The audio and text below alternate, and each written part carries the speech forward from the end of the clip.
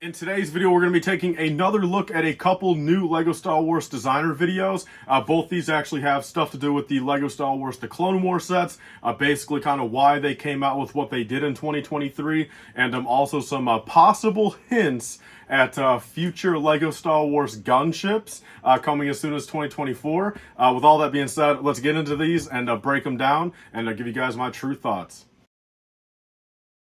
So yes, welcome back everyone to another LEGO Star Wars video, and like I said, thanks to Brick Fanatics, we'll be taking a look at a couple more LEGO Star Wars designer interviews. One is actually in video form, and then another one is just a blog post over on their website. So I will be playing a specific part of the actual interview. Again, all credit goes to a Brick Fanatic, and then I will break down a part of it, and then do another clip, break it down, another clip, and we'll go from there. It was because we wanted to make something new, never seen before in LEGO.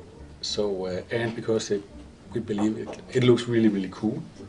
So that was really the reason behind it. I think it's also one of those things in Star Wars where, like, oh, this is the Coruscant Guard gunship. You can assume that they're being used a lot, like on Coruscant and in universe and in a lot of the scenes that we've been familiar with. So in that way, it kind of is nice to also get some characters that we were excited to include in this one that are kind of Coruscant based in a way. Alright guys, so let's break down this first little clip right here. So this actually has, this is why, according to them, they made the Coruscant Guard gunship. First off, I think the true reason, and I really do wonder if they just can't legally say it, if they don't want to give up, that Disney does tell them to do a lot of things, is because it's very ironic that the same year in 2023, 20th anniversary of the, the OG Clone Wars, that ironically, Hasbro and actually LEGO both made Coruscant Guard gunships that, we've never seen in toy form before, basically never see in canon, sure, a couple scenes.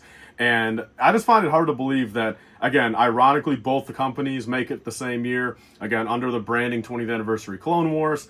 Again, are these guys really paying attention that much? And then also moving on to the second point, kind of further backs up what I'm thinking, the minifigure designer guy here. And again, no knock to these people personally, but just based off what they're saying in these interviews, that are public now, it's like, these aren't shown in canon.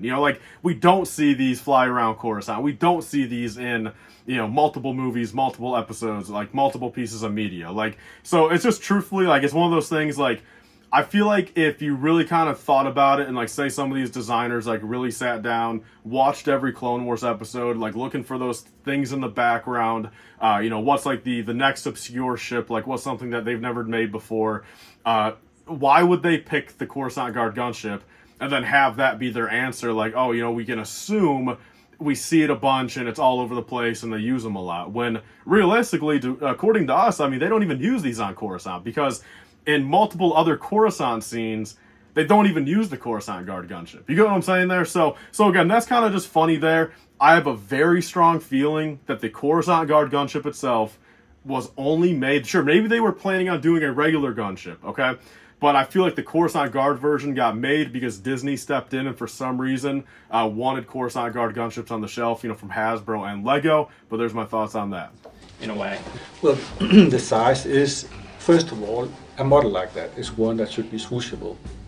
So stability and playability, that's really important with a model. And that's often the challenge with these bigger models.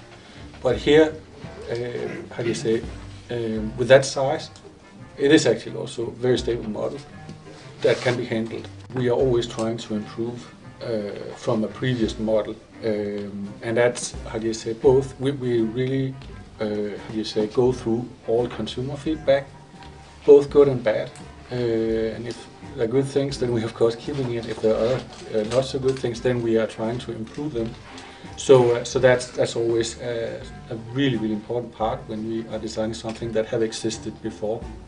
In LEGO, and definitely the case also with the gunship. Or something like the handle is really something that's appreciated, and but also there are some things, and I've also seen online that there are some that have changed the doors here, because they technically the doors should have been double, but it just didn't work. It was way too fragile, so we decided, hey, we go with the standard doors. And it gives much easier access to the interior, where we thought it's important that you can place minifigures inside. And by the way, also the front opens up. You can also place minifigures inside there. So, so that was a small compromise on the design. But again, because we wanted this to be a very good. All right, so that was basically them talking about why they made the gunships smaller, why they made some of the design choices, and again, here's my just true opinions on that. Sure, maybe it's like some nostalgia speaking for me, but truly, I owned the 2008 gunship for 5 or 6 years until I sold it on Craigslist for like $60. I'll always regret that. And I still own two 2013 ones. They're both disassembled, sadly. So I guess I can't truly tell like right here in the moment, are those other two gunships swooshable? But from what I remember 10 years ago, and I've never once heard the complaint of those gunships like breaking when you're swooshing them. So I don't really get that. And I think, look, I mean, can we all say here that taking any sort of like minifigure scale or proportions out of the picture, because that's just so hard to like, I feel, care about in Lego form. Like, again, like when you have everything is out of scale with each other, man. Like there's very few Lego Star Wars sets that are in scale with each other, and I don't think you can blame Lego on that. I've always been a big advocate of just like truly make stuff as big as possible. Like, the 2002, 2008, 2013 gunship are all roughly the same size. This is small. The newer one's smaller than the 2002 one. So I feel like it's just one of those things, you're so accustomed to those sizes, and it always kind of just like made sense. It was in proportion with kind of some of the other stuff, your ATOTs, ATTEs, dropships, where I just think objectively, you just can't say this is an improvement. Like maybe, again, some of the new techniques, maybe some of the new pieces, but that's just par for the course since it's, 10 years, 15, 21 years after the previous models. But there's just so much stuff on here. Like, he brings up the double door thing. It's like you were able to make the double doors in 2008. So with all this being said, maybe it comes down to a budget restraint. But I've just got a feeling, man, like, I mean, even from their perspective, like, just add another $20 on top if you really have to. And I feel like it would just make for a much better set that, still has, because, again, the older models were playable. The older models didn't break. Like, they had all the features. They were even more features on them. And then you still able to kind of grab that older audience that say is used to those older gunships and kind of make the best of both worlds. So it's kind of hard for me to really say that. I just think, look, I mean, I just can't believe, I think there's some form of when he says that and all these designers are kind of agreeing with them, there's no way they can 100% objectively think this gunship is better than any of the previous models. That's my opinion. I mean, again, I know a lot of people on the internet agree that, this model is kind of lacking in some areas, on the size, on the, the no ball turrets, some of the awkward coloring and the stud shooters on the side. Like, it is just, in my opinion, just a weird little gunship. So there's my take on that. Definitely leave your thoughts down below. I mean, what do you guys think? I mean, could they have done stuff differently with it? But let's get on to the next little clip here. A good toy. We haven't made her in a similar outfit. I think perhaps there was the previous Clone Wars style version of her. So it's been quite a while. But in my mind, at least, that's one of her more like memorable kind of action costumes, if you want to put her into that context rather than kind of her senatorial garb, which is pretty but maybe a little less interesting to play with, perhaps. One thing we know is, of course, that there are adults now that are super much that grew up with Clone Wars, and that make a difference. That also, how do you say, give us the opportunity to bring out this, because there is an adult audience that are really into this. But I think it's also a mix, and we acknowledge that it's a generational thing. So that's why we also offer things for kids, and we know very much, and we would so much, if we can, how do you say, stimulate dads and moms to play with the kids, and they have a common interest in this, then that's just that's really our aim. So it's not like we go all adult with Clone Wars, for instance. We want to make sure there's something for everybody. We really strive to do our best to deliver whatever you guys want. That's as short as it can be said. Thank you. Yeah, your guys' interest drives the portfolio for sure. Okay, so here's a couple things. First off, I want to gloss over that Padme thing really quick.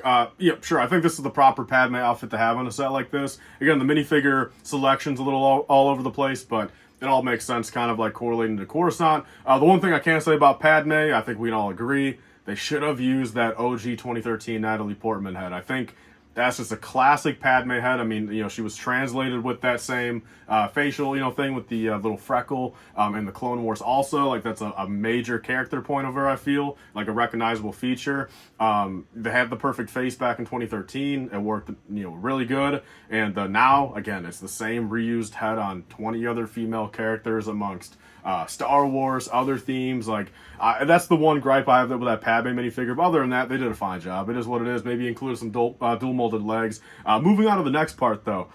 Basically about kind of the variety of Clone Wars sets and stuff. And, look, I'll be honest with you guys. I mean, this is just kind of a little bit part of me, and we're going to get a little bit of this a little bit later in the video. I think this year, the overall variety, I think, is fine. I think it is what it is. Conceptually, again, I think it's great. Again, you have some clone battle packs, some gunships, the very lackluster Yoda Starfighter, which again, that'll be a topic later. UCS Venator, that's obviously a huge one, kind of out of left field. I feel like more of us kind of predicted this to be like a 2025 UCS set for episode 3, not necessarily this year, but warm welcome again. Finally seeing a UCS Venator, I mean, that's huge. And you can't knock them for that. I think kind of they're a thing on, mixing, trying to get fathers and moms to play with their kids with their Clone Wars sets. Like, a little bit of a weird comment there. Again, this is just like me personally, but like in 10 years, say if I had some kids, that are 3, 4, 5 years old, getting into, Lego, and if they keep making BS sets like this, just like, again, in my personal preference, just way too small,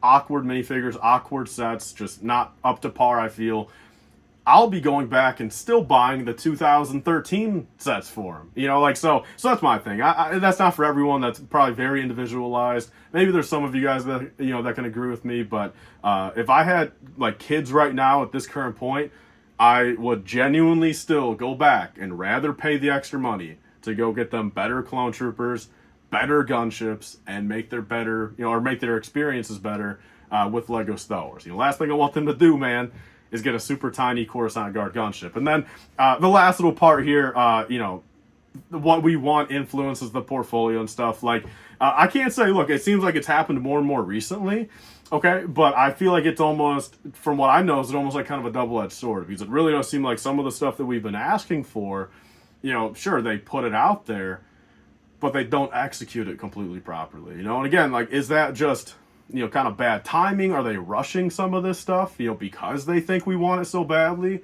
that they're not putting the extra 6 months into it, the extra year into it? But at the end of the day, I can't agree with that a little bit. It does seem like, sure, they are listening a little bit more. They're diving into some of these eras that, like, they're understanding, it's something that we've all kind of talked about. 10, 15 years after the Clone Wars came out, yes, all of us that were, 6, 7, all the way through like 14, we're all early 20s, late 20s, and, knock on wood, hopefully, most of us, or, at least I'm fortunate enough, and I know a lot of you guys are, we have more like adult money where we can put out, $400 or $500 a wave and, buy a $650 Venator. Maybe not day one, but like it's more obtainable, even if you got to save up for a little bit. So they are right on that aspect. It's a nice time to do it, 10 years after the Clone Wars, basically, and it makes sense. And from a business perspective, I'm glad they're doing it. It's probably making them a lot of money, and nothing wrong with that inherently. Well, there's, of course, the potential to make a standard gunship here, and it's something, again, we can't talk about, of course, future, but again, we've also in the past done several, actually, Jedi Starfighters for different pilots and so on. So, of course, it's an opportunity, but how do you say, saying that, hey, we have a plan of doing this, I can't say that, but we are totally aware, of course.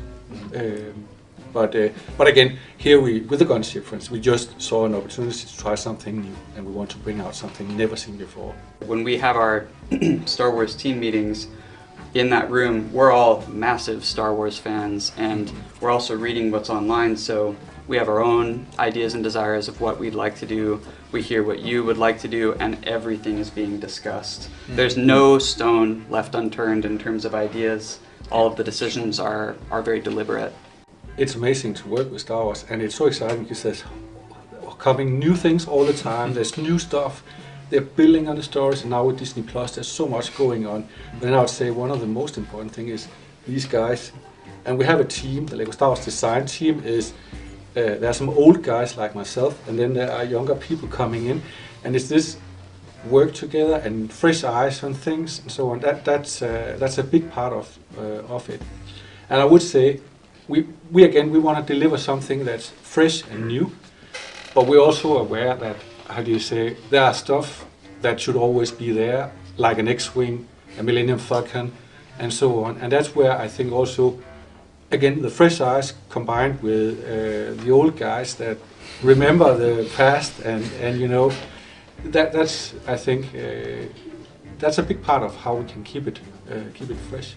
And kind of all right, so here's a couple pretty big hitters right here. So the first thing I want to bring up, and kind of the most interesting thing I feel like of all this video, at least this interview part, is the possibility of recolors of the gunship. Okay, so that's what a lot of people are kind of bringing up. You know, is the Coruscant Guard gunship going to correlate to, say, getting like Wolfpack and Munilist gunships like every other couple of years? So the biggest thing here is I definitely like where his head is going with kind of what he's saying about it. You know, the fact of at one point they did do multiple different Starfighters. Like, he's aware of, you know, different models or, you know, different color schemes of gunships, different color schemes of Jedi Starfighters, like that all have different purposes for different legions and different commanders and Jedis and such. So that's awesome that he's acknowledging that. Like, I feel like that's like one of the most like just like real things I've heard out of any of these designers these past couple weeks. But the only inherent difference is it's a lot easier to have some correlating Starfighters for $20, $25, $30 back in the day, which they did. They had multiple on the shelf at times.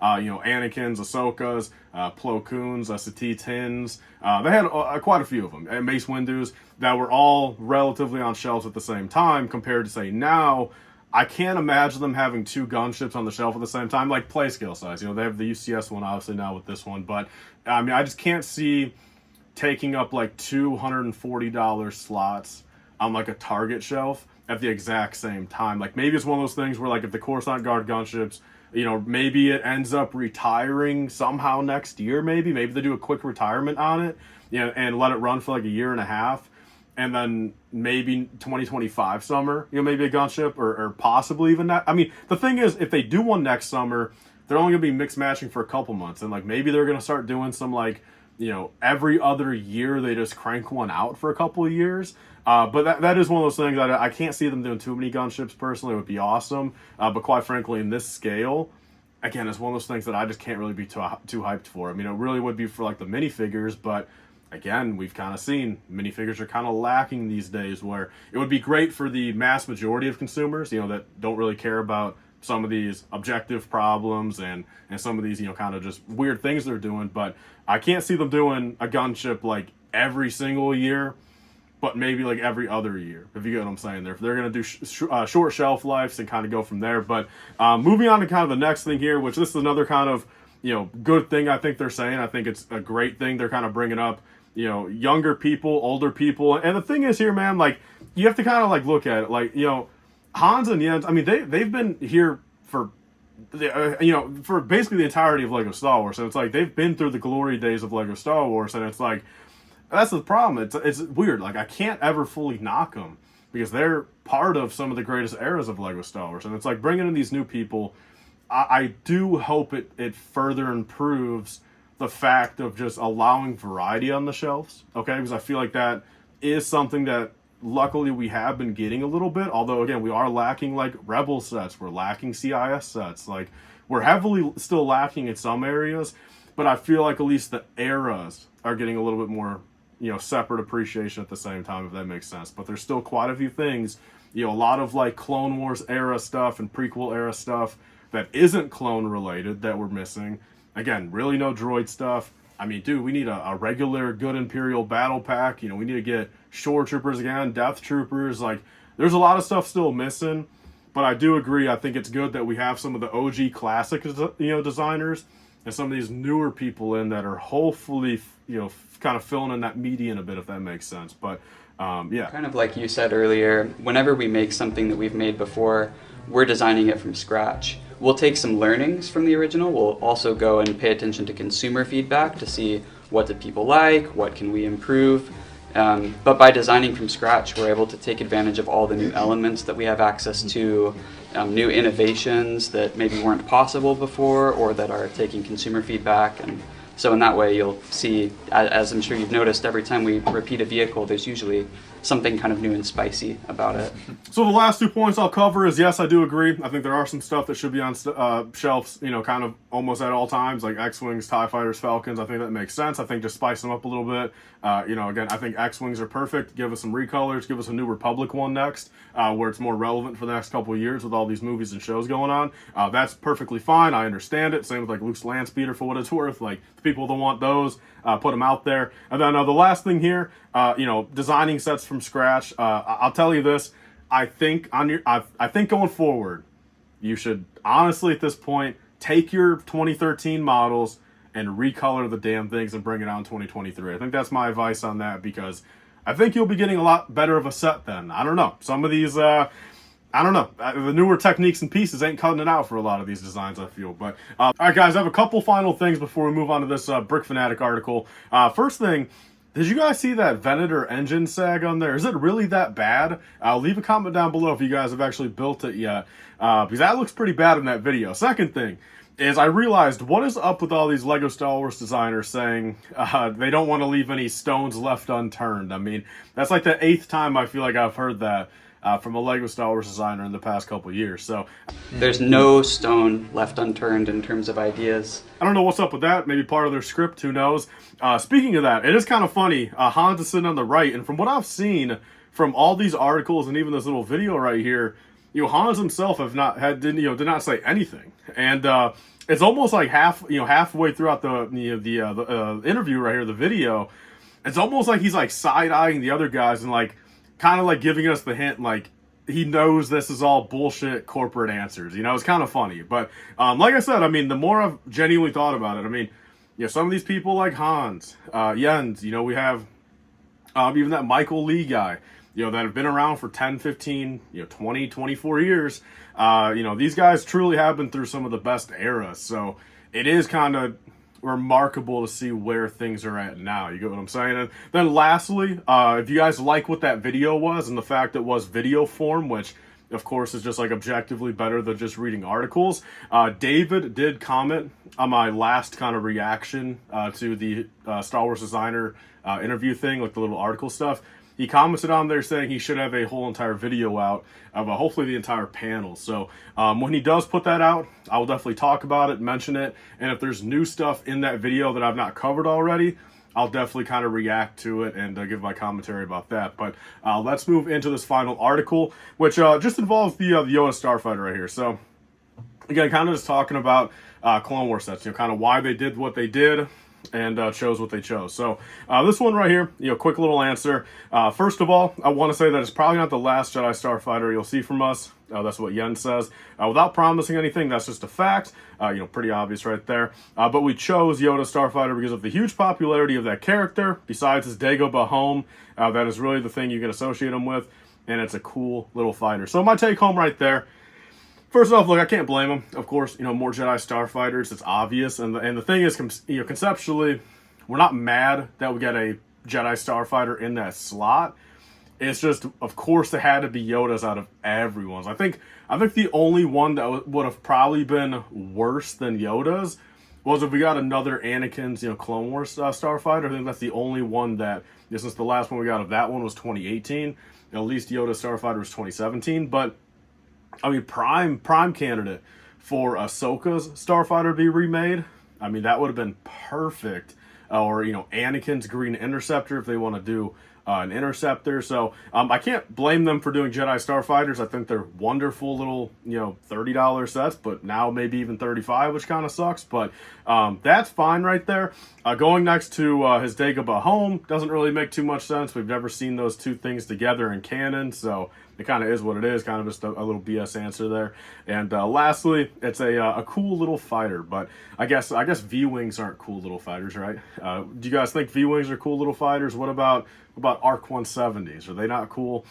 So I guess Yoda Starfighter is the only cool fighter in the Star Wars galaxy. Then Madison O'Neill here, the minifigure guy, adds, Yoda's an extremely popular character with kids, Yoda's now available in 3 different sets. You know, the 4 plus, think about training, Starfighter, whatever. And the newest set effectively bridges the gap between the 2 others, offering an affordable way to add the character to your collection. So yes, because that's why I feel like there's a little bit of a disconnect there. With you know, again, correct me if I'm wrong. Is Yoda as cool as he once was, like in pop culture? Like, I don't know. Like, again, I grew up throughout the prequels. Like, I'm not a huge Yoda fan. You know, it's like I don't hear too much about Yoda anymore. He doesn't really show up. You know, I feel like, you know, I'm not gonna say was he overrated, but leave your thoughts down below. I mean, is he really as relevant as he once was? And then lastly, right here, Yen says that we went into looking what could be improved, explaining how the team first approached the design of the new set. There wasn't actually a lot of feedback about problems because it was perfectly fine, Jens. There was nothing to improve in those 6 years besides adding an extra 1x2 curve slope. You get what I'm saying? Like, only thing that could have been any different. And then again, we have new elements, new opportunities, so most often we start from scratch again. So this is a prime candidate where it did not have to be remade, and that's the kind of the thing. I think you can't really blame them as a set, besides for it's a little awkward. It's $35. Could have used a 3rd minifigure for that price. And again, just too soon of a remake. Other than that, sure, give us more Jedi Starfighters. I mean, I personally loved when they did from 2008 to 2012. 5, 6 Clone Wars Jedi Starfighters in that timeline, like fantastic. And we could do without a Yoda one back then, and we still can now. So that is everything. That is everything for today's video. Definitely a longer one, but a fun one. I really sincerely do like going over these articles and stuff. In previous times, I would kind of just watch them or read them or hear about them myself, kind of like offline.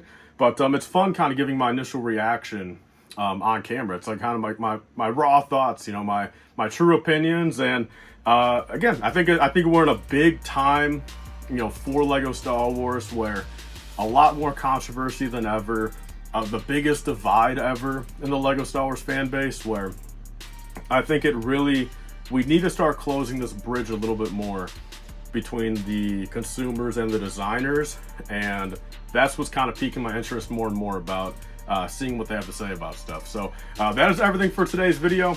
I want to thank you guys all so much for watching. I've got some big videos coming out throughout the weekend. Leave your thoughts down below on what all the designers said throughout this video, as well as do you think that's a possible hint at more gunships to come sooner than we think. So with all that being said, be sure to subscribe for more. I'll see you guys on the next one. Bye guys, and stay safe.